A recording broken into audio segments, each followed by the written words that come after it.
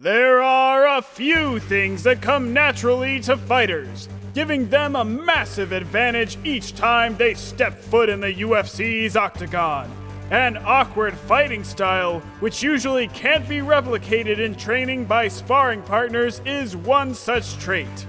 Many UFC fighters have used their unpredictability and unique skill sets to amass a career in the promotion. In this video, we are going to discuss the weirdo fighters in MMA.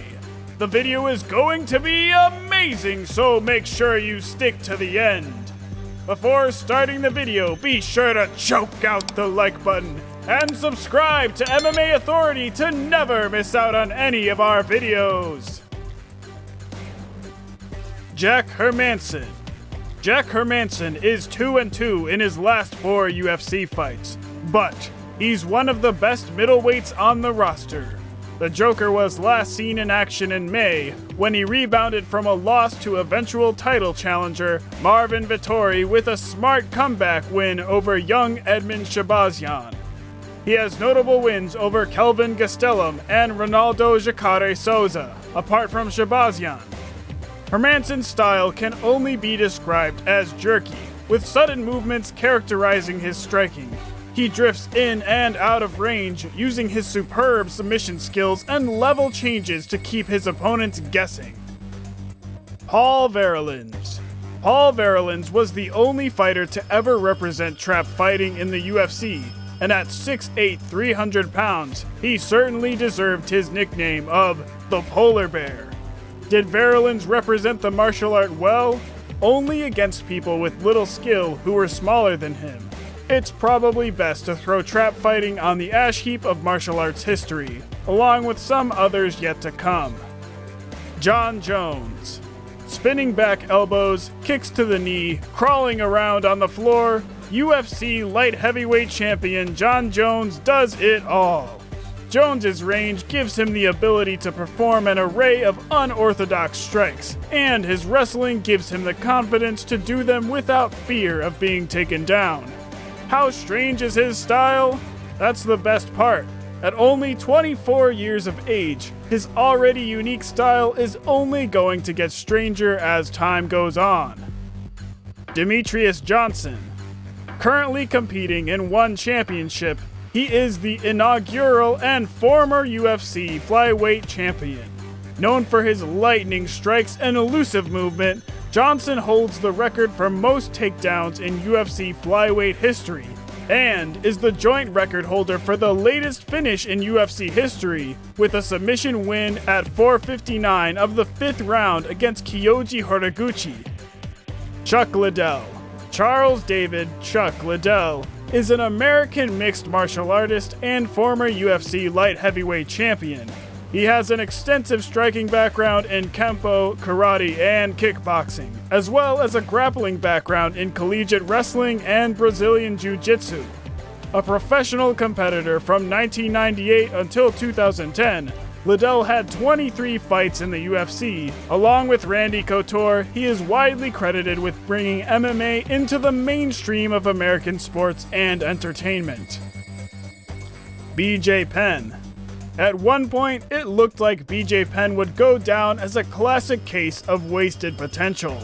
The native of Hilo, Hawaii made his debut in the UFC in 2001 with a reputation as one of the world's best grapplers. But it was his unbelievable striking game that quickly set him apart.